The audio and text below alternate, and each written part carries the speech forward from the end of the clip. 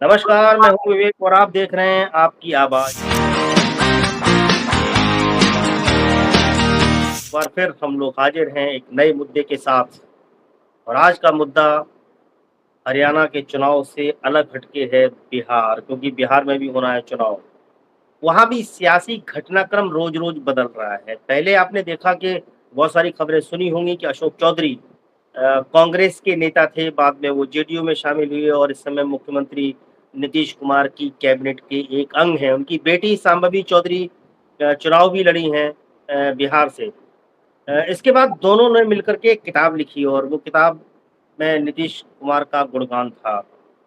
उसका विमोचन हुआ और कहते ये हैं कि उसमें जेडीयू का नीतीश जी को तो छोड़िए, जेडीयू का कोई भी बड़ा नेता नहीं पहुँचा। नीतीश कुमार उस समय पटना में ही मौजूद थे, लेकिन उस कार्यक्रम में शामिल नहीं हुए। इसके बाद घटनाक्रम और बदला और अभी 3 दिन पहले एक अशोक चौधरी की तरफ से विवादित बयान आया है। क्या ये उसी की प्रतिक्रिया है जिसमें नीतीश कुमार उनकी पुस्तक के विमोचन में नहीं पहुँचे, बहुत सारे कार्यक्रम हुए, बहुत सारे लोगों ने सवाल उठाए और बहुत सारी चर्चाएँ हुईं।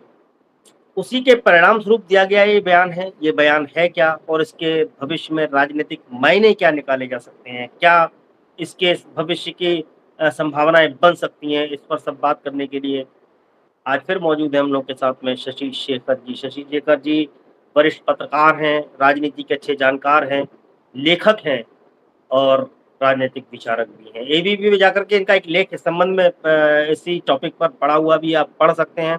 लेकिन आज जुबानी समझते हैं शशि शेखर जी से कि बिहार की राजनीति में क्या उलटफेर के संकेत हैं। थैंक यू विवेक भाई। और आपने मोटे तौर पे साफ साफ इशारा कर दिया है कि कुछ बड़ा होने वाला है बिहार में। अब क्या होगा वो तो आने वाला वक्त बताएगा, लेकिन जो अशोक चौधरी का प्रकरण है वो पिछले 4-5 दिनों से बिहार की राजनीति को बहुत ज्यादा मतलब गरमाए हुए है। और भूमिहार जाति को लेकर जो उन्होंने बयान दिया, भूमिहार को लेकर जो बयान दिया, भूमिहार मतलब जिस जगह पर उन्होंने बयान दिया जहानाबाद में, वहां के एक दिग्गज भूमिहार नेता हुआ करते हैं जगदीश शर्मा और उनके पुत्र राहुल शर्मा, उनको उन्होंने टारगेट किया और ये आरोप लगाया कि उन्होंने लोकसभा चुनाव में जदयू कैंडिडेट जो थे चंद्रवंशी, उनका सपोर्ट नहीं किया, नतीजतन वहां से आरजेडी को जीत मिली। तो उनका ये कहना था कि नीतीश कुमार सबका काम करते हैं, सबका साथ देते हैं, लेकिन भूमिहारों ने उनका साथ नहीं दिया। अब इस बयान को लेकर के काफी तहलका मचा हुआ है। तहलका इतना ज्यादा मचा हुआ है कि खुद जदयू के भीतर के जो नेता है कई सारे, वो इस बयान को खारिज कर रहे हैं, अशोक चौधरी को नसीहतें दे रहे हैं। जैसे एक नीरज कुमार है, काफी मतलब वरिष्ठ नेता है और काफी मतलब खुलकर बोलने के लिए जाने जाते हैं। उन्होंने कहा कि ये बयान पार्टी का लाइन नहीं है और इन्होंने अपने से ये बयान दिया है और उनको ऐसा नहीं बोलना चाहिए था। कुल मिला के ये बोल सकते हैं कि इससे लग रहा है कि जेडीयू को नुकसान हो सकता है और इसकी लामबंदी विपक्ष कर सकता है, विपक्षी पार्टियां कर सकती है, खासतौर से भाजपा भी इसमें आज से भाजपा भी अपनी जमीन तलाश रही है। तो नहीं, क्या आपको ये लगता है कि जो पल्ला झाड़ने वाली बात है और ये जो नुकसान की जो आकलन कर रहे हैं जितने विशेषज्ञ कर रहे हैं, किस स्तर का नुकसान जेडीयू को उठाना पड़ सकता है और आगे की रणनीति क्या हो सकती है? इसमें नुकसान जेडीयू को नहीं होने जा रहा है। जेडीयू को उस स्थिति में नहीं होने जा रहा है कि अगर जैसा इन्होंने बयान दिया उस बयान पर अगर कोई क्रिया प्रतिक्रिया नहीं हो तो जेडीयू को बहुत ज्यादा कोई नुकसान नहीं होगा, इसलिए क्योंकि जिस जाति की वो बात कर रहे हैं वो महज 2.5%, 3% के करीब पूरे बिहार में है और वो पारंपरिक तौर पर बीजेपी का वोटर है। जेडीयू को कुछ मिल जाता होगा ये अलग बात है, लेकिन ये मामला उससे अलग है। मामला अलग ये है कि सवाल ये है कि आखिर अशोक चौधरी ऐसा बयान दे करके करना क्या चाहते हैं और वो ये बयान दे क्यों रहे हैं। तो 2-3 चीजें जो मेरे समझ में आई है, जो मैंने लिखा भी है और बार बार मैं चाह रहा हूं कि ये बात लोगों तक पहुंचे कि अशोक चौधरी की एक बड़ी राजनीतिक विरासत है। इनके पिताजी जो थे महावीर चौधरी एक बड़े परिपक्व नेता थे, बाद में जब दबाव पड़ा है अशोक चौधरी पे तो उन्होंने स्वीकार किया है कि डॉक्टर सतीश सिंह और महावीर चौधरी जी के बड़े अच्छे रिश्ते थे और मैं भूमिहार विरोधी नहीं हूं। लेकिन इसकी जो इंटरनल कहानी है वो ये है कि नीतीश कुमार मुझे अगर निकालते हैं पार्टी से तो उन पर यह आरोप लगेगा कि उन्होंने भूमिहारों के लिए मुझे निकाला, तो अति पिछड़ा और दलित वोट उनसे नाराज होगा। देखिए कहानी समझिए कि अगर वो मुझे निकालते हैं तो अति पिछड़ा और दलित ये समझेगा कि भूमिहारों के लिए उन्होंने एक दलित नेता को पार्टी से निकाल दिया, तो इसका उनको नुकसान होगा, नंबर एक। नंबर दो, जो भूमिहार है ललन सिंह, नीरज कुमार, अनंत सिंह भी अब जदयू को समर्थन दे रहे हैं। इसके अलावा और भी बहुत सारे भूमिहार नेता है उसमें, ललन सिंह, संजय झा जैसे ब्राह्मण नेता है जो इस वक्त कार्यकारी अध्यक्ष है जेडीयू के, कार्यकारी अध्यक्ष है, ललन सिंह कैबिनेट मिनिस्टर है। तो कहीं ना कहीं मैं तो ये मानता हूं कि क्या अशोक चौधरी जो जदयू के इतने कद्दावर नेता है, मंत्री है, नीतीश कुमार के किचन कैबिनेट के हिस्सा रहे हैं, उनकी ऐसी क्या मजबूरी थी कि उस चिराग पासवान की पार्टी के टिकट पर अपनी बेटी को चुनाव लड़वाए, जिस चिराग पासवान की पार्टी ने 2020 में जदयू को न्यूनतम प्रदर्शन तक पहुंचा दिया था, 40-45 सीटों तक पहुंचा दिया था। तो वैसी पार्टी, मतलब जदयू में रहते हुए आपने लोजपा के टिकट पर अपनी बेटी को चुनाव लड़वाया, तो क्या इनकी मंशा थी कि नीतीश कुमार की सिफारिश पर चिराग पासवान या मोदी जी संभवी चौधरी का नाम आगे करते मंत्री बनने के लिए और वो मंत्री नहीं बन पाई?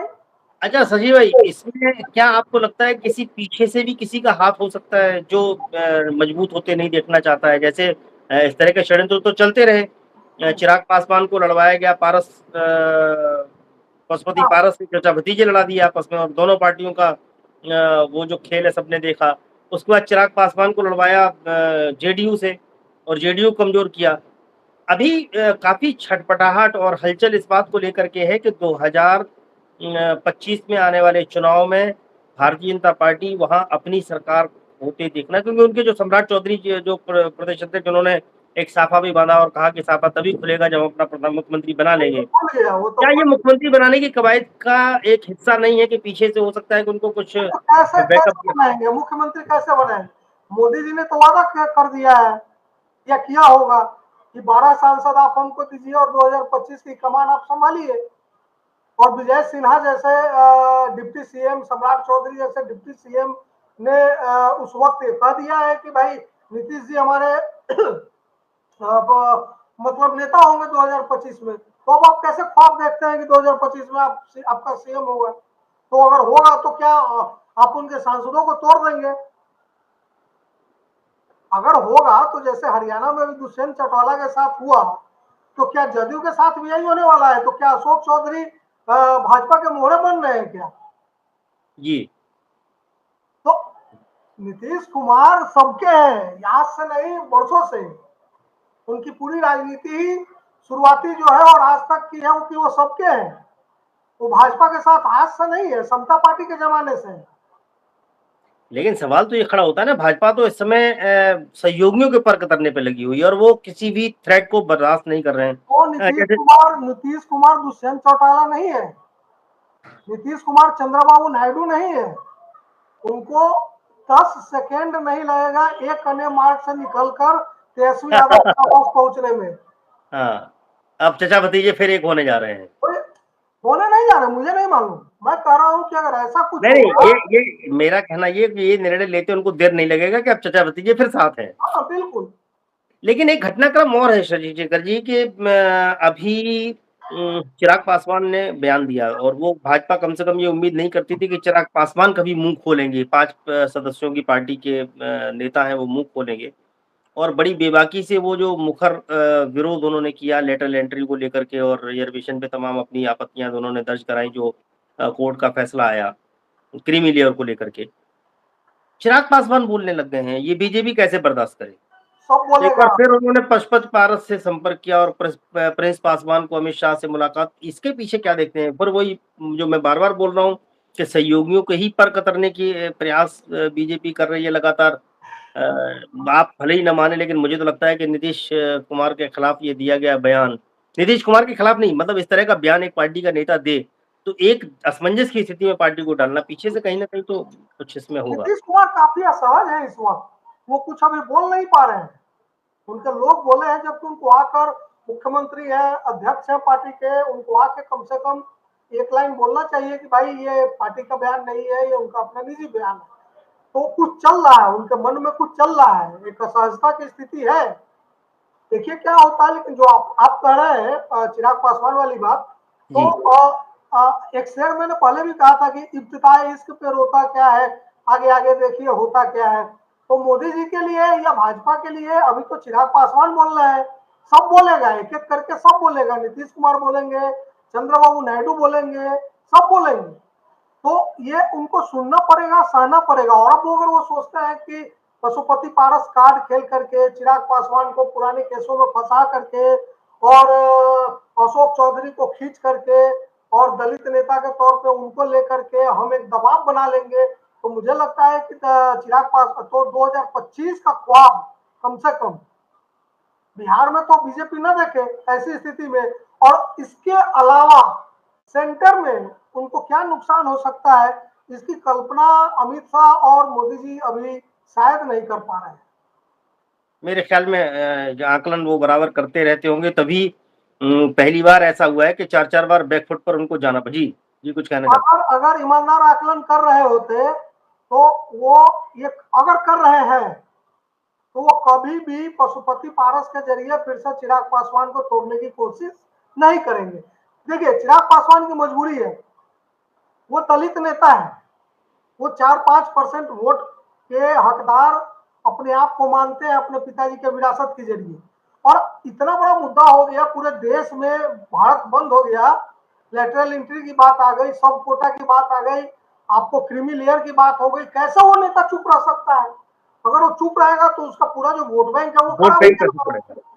तो उसको तो कम से कम दिखाने के लिए बोलना ही पड़ेगा उसने गलत क्या किया। तो लेकिन अब उनको अगर जी उनको तो ये लगता है जैसे उनको सीधे चुनौती दी जा रही है सत्ता को। आज तक नरेंद्र मोदी की जो राजनीति है, मुख्यमंत्री से लेकर के प्रधानमंत्री तक की जो यात्रा है, उसमें उन्होंने कभी सवाल या सामना नहीं किया है, किसी के सवाल का या किसी चीज का सामना नहीं किया। पहली बार सामना हो रहा है, ये बड़ी मुश्किल उनके सामने है बहुत। इसीलिए मैंने कहा कि आगे आगे देखिए होता क्या है। और जीवन में महत्वपूर्ण ये नहीं है कि आपने शुरुआत कैसे किया, महत्वपूर्ण ये है कि खत्म कैसे होगा। तो ये शालीनता से खत्म हो जाए, इसकी जिम्मेवारी उन्हीं लोगों की ज्यादा है, जो बड़े लोग हैं। ये लोग तो बोलेंगे और खूब बोलेंगे। अभी नहीं, देखिए लेकिन आप खुल के भी बात कर रहे हैं कि चिराग पासवान के सापेक्ष अमित शाह की मुलाकात पशुपति पारस और प्रिंस पासवान से, इसके मायने क्या है? इसको क्या समझा जाए? ये भी थोड़ा समझाइए। मतलब बिहार की राजनीति को आप बहुत अच्छे, पूरे देश की राजनीति समझते हैं, नहीं, लेकिन ये बिहार की बहुत राजनीति को आप क्लियर बहुत है अच्छे कि से। लास्ट टाइम जैसा उन्होंने किया था। देखिए नेता के तौर पे जो वोट खींचने वाली बात है वो चिराग पासवान कर सकते हैं। पशुपति पारस रामविलास पासवान के बेसिकली मैनेजर थे, मतलब मैनेज करते थे वो सारी चीजों को, पैसा मैनेज करते थे, पार्टी को मैनेज करते थे। लेकिन जो वोट मिलता था वो रामविलास पासवान के इमेज पे मिलता था। और वो विरासत चिराग पासवान के और साथ है। वो विरासत चिराग पासवान के पास है, चाहे वो दलित युवा हो या दलित, मतलब आज तो युवाओं की संख्या ज्यादा है। और इसमें मुझे कहने में कोई हिचक नहीं है कि आज की तारीख में चिराग पासवान बिहार के युवा नेताओं में से एक है, उनको खारिज नहीं किया जा सकता। तो अगर चिराग पासवान को आप पशुपति पारस के जरिए चाहते हैं कि हम डैमेज कर देंगे और उनके सांसदों को खींच लाएंगे, तो वो काम तो आप कर सकते हैं। लेकिन आप उसका फर्दर कोई पॉलिटिकल फायदा नहीं उठा सकते, आपको उल्टे नुकसान होगा। नुकसान मैंने होगा। कहा कि विधानसभा चुनाव में नुकसान होगा, सेंटर में नुकसान होगा, फिर अन्य पार्टियां जो है, चाहे वो टीडीपी हो या जदयू हो, ये सब आपसे फिर समर्थन वापसी लेने पर विचार करेंगे। तो क्या स्पष्ट मैसेज देंगे ना कि हम अपने सहयोगियों को तोड़ रहे हैं, जो कि आप दे रहे हैं। हरियाणा में आपने दिखाया, लेकिन अभी सेंटर में चलिए ऐसा नहीं हुआ है। लेकिन अगर ऐसा होता है तो फिर ये सरकार कब तक चलेगी मुझे नहीं मालूम। अच्छा, जैसे अभी हम लोगों ने पिछले लोकसभा के चुनाव में भी काफ़ी बात की और बहुत ज़्यादा नज़दीक हम लोगों के आकलन रहे। जैसे आपने बिहार को लेकर के कहा था और एग्ज़ैक्ट कहा था आपने 9 से 10 सीट इंडिया गठबंधन को मिल सकती है और 5 सीटों का आकलन आपका था कि आरजेडी को शायद 4 ही मिली है। तो बहुत नज़दीक थे। यूपी को लेके हम लोगों ने कहा था कि एक्सट्रीम लेवल पे इंडिया गठबंधन खासतौर से समाजवादी पार्टी जा रही है, जिसकी कल्पना ना तो समाजवादी पार्टी को होगी, ना कांग्रेस को और हम लोगों ने यहाँ तक मतलब सीट वाइज़ प्रेडिक्शन भी किया था, हरियाणा को लेके। अब हरियाणा के विधानसभा चुनाव पे प्रेडिक्शन हम लोग कर रहे हैं और वहाँ से जो इन्फॉर्मेशंस आ रही है उसको छानबीन कर रहे हैं, हम और आप बैठ कर के सारे लोग कर रहे हैं। बिहार पे अभी बहुत ज़्यादा कवायद नहीं है, चूँकि आप इस समय बिहार में मौजूद हैं, तो वहाँ क्या लगता है आपको मतलब अभी मोटा-मोटा एक आकलन अगर करें, तो क्या एक तरफ़ा इंडिया या एनडीए किसी के फ़ेवर में एक तरफ़ा कोई हवा है कि नहीं दोबारा से रिपीट होगी एनडीए या म बिल्कुल नहीं अब किसी कीमत पे जैसे हरियाणा के बारे में अब च खबरें आने लगी हैं कि बहुत मुश्किल है एनडीए की राह, इंडिया गठबंधन और ख़ासतौर पे कांग्रेस अकेली लड़ रही है और कांग्रेस बहुत मजबूत है। मुझे लगता है कि एक हाँ, आध महीने इंतजार कीजिए, सब कुछ क्लियर हो जाएगा। और ये डिपेंड करता है कि जो बफर जोन है, बफर स्टेट है, वो किधर जाते हैं, नीतीश कुमार कहाँ जाते हैं। नीतीश कुमार अभी प्रासंगिक है, बहुत ज्यादा प्रासंगिक है। और नीतीश कुमार जिधर रहेंगे उधर मामला जो है ज्यादा पॉजिटिव रहेगा। बावजूद इसके कि तेजस्वी यादव आज की तारीख में भी लार्जेस्ट इंडिविजुअल पार्टी के तौर पे एस्टेब्लिश्ड है। लेकिन नीतीश कुमार जहां रहेंगे सरकार वहां बनेगी, ये आज की तारीख में आप कह सकते हैं। बिहार का इक्वेशन यही है। बहुत बड़ी बात शशि शेखर जी ने बताई कि नीतीश कुमार हैं बिहार की सत्ता की धुरी, वो जहाँ रहेंगे सत्ता उनके इर्द-गिर्द घूमेगी। बहुत कम नेता ऐसे हैं जो इस तरह की किस्मत लिखवा के लाए हैं कि सत्ता उनके इर्द-गिर्द घूमी है, वो सत्ता के इर्द-गिर्द नहीं घूमे। बहुत सारे नेताओं के उदाहरण ऐसे भी हैं कि वो सत्ता के इर्द-गिर्द जैसे मौसम विज्ञानी कहा जाता था रामविलास पासवान जी को, वो सत्ता के पीछे-पीछे जाते थे। अभी भी रामदास अठावले टाइप नेता तमाम ऐसे हैं दलित नेता हैं रामदास अठावले महाराष्ट्र के, लेकिन जहाँ सत्ता जाती है उसके पीछे-पीछे चले जाते हैं। लेकिन बड़ी बात कह रहे हैं शशि शेखर जी की सत्ता नीतीश कुमार के पीछे-पीछे चलती है, नीतीश कुमार की सत्ता के पिछले पीछे बीस नहीं बीस चलती है। सालों से तो बिहार में यही हो रहा है। एक बड़ा पिछले 20 स्लोगन सालों से बिहार में यही हो रहा है। नीतीश कुमार जी के लिए कि सत्ता उनके पीछे चलती है। कोई किसी पार्टी में जाए, कोई किसी पार्टी का चेहरा बने, किसी पार्टी को कोई नेता मिले, लेकिन बिहार की राजनीति में नीतीश कुमार को नकारा नहीं जा सकता, ये सच है। आने वाले समय में देखना होगा नीतीश कुमार किसके साथ जाते हैं, इंडिया के साथ रहते हैं जाते हैं या एनडीए और ये गठबंधन के बहुत साथ। बहुत जल्द आपको दिख जाएगा, दिख सकता है। ये एक इशारा भी है शशि शेखर जी का, इशारों में बात करते हैं अशोक हम लोग चौधरी होता है। का बयान, अशोक 1 चौधरी महीने का का इंतज़ार करिए, इसका मतलब ये है कुछ नई भविष्यवाणी लेकर के शशि शेखर जी फिर तैयार हैं और या ध्यान रखिए इस वीडियो को लाइक ज़रूर कर लीजिए क्योंकि इसलिए 1 महीने बाद अगर कुछ उठा-पटक होती है जिसका अंदेशा शशि शेखर जी बता रहे हैं, ये भी राजनीतिक मौसम विज्ञानी हैं। राजनीति के बदलते मौसम को बहुत अच्छे तरीके से समझते हैं शशि शेखर जी। मेरा अनुरोध है इस वीडियो को लाइक कर लीजिए, चैनल को सब्सक्राइब कर लीजिए, इसमें कमेंट ज़रूर करिए और फिर इसको देखिए 1 महीने बाद अगर ऐसा कुछ उलटफेर होता है, आज दावा तो नहीं लेकिन हाँ, और इशारा ज़रूर है। मैं कहूँगा कि आप अपनी राय भी रखिए। अगर आप बिहार या कहीं से भी, तो हाँ, बिहार की बिल्कुल। राजनीति पर आप अपनी राय रखिए, सवाल रखिए। हम लोगों ने जो बात की उसको काटिए भी अगर कहीं कोई असहमति है, और आप अपनी नई राय भी रखिए ताकि हम लोगों का भी एक इंसाइट बढ़े। बिल्कुल, तो बिल्कुल और अगर कहीं कोई कन्फ्यूज़न है तो वो भी दूर हो, अगर आपके मन में कोई शंका है उसका समाधान भी हम लोग करने का प्रयास करें। कमेंट ज़रूर करिए, लाइक इसलिए कर लीजिए क्योंकि 1 महीने बाद जो मैं फिर बार-बार कह रहा हूँ कि शशि जी ने अगर इशारा किया तो कुछ न कुछ तो घट रहा है। 1 महीने बाद इसको देखिए, फिर मिलेंगे किसी अगले मुद्दे में अगले कार्यक्रम में, किसी नए मुद्दे के साथ, तब तक हम लोगों को दीजिए आज्ञा। नमस्कार।